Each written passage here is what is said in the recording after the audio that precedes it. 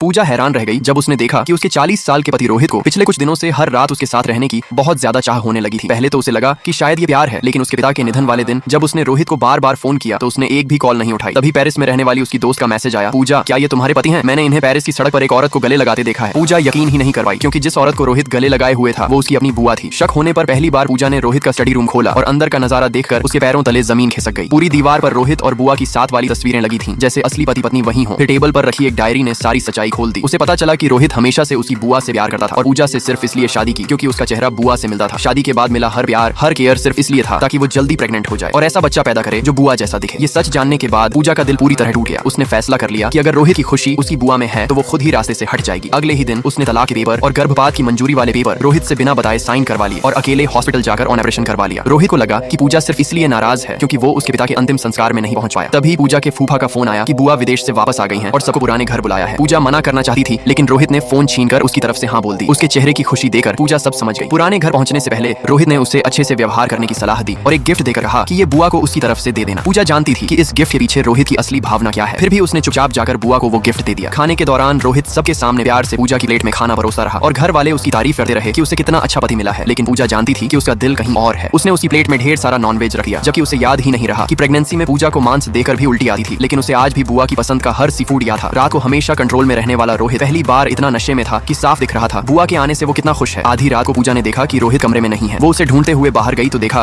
कि वो बुआ के पास पहुंच चुका था। बुआ ने दोनों के रिश्ते की वजह से उससे दूरी बनाने की कोशिश की, लेकिन रोहित अपना आपा खो बैठा। उसने बुआ से अपने प्यार का इजहार कर दिया और कहा कि पूजा तो सिर्फ उसकी जगह लेने वाली एक लड़की है। उसने तो सिर्फ इसलिए शादी की ताकि वो खुलकर बुआ को देख सके। यहाँ तक कि उसने ये भी कहा कि अगर बच्चा पैदा होता तो उसका नाम ऐसा रखता जिसमें उसका और बुआ दोनों का नाम शामिल होता। ये बातें पूजा के दिल में किसी तेज चाकू की तरह उतर गई और उसने हमेशा के लिए उसे छोड़ने का फैसला कर लिया। अगले दिन पूजा अपनी बुआ के साथ दादा दादी की कब्र पर गई, लेकिन तभी कुछ ऐसा हुआ जिसकी उसने कभी कल्पना भी नहीं की थी। लाइक सब्सक्राइब कर देना, भगवान आपको बहुत खुशी देगा।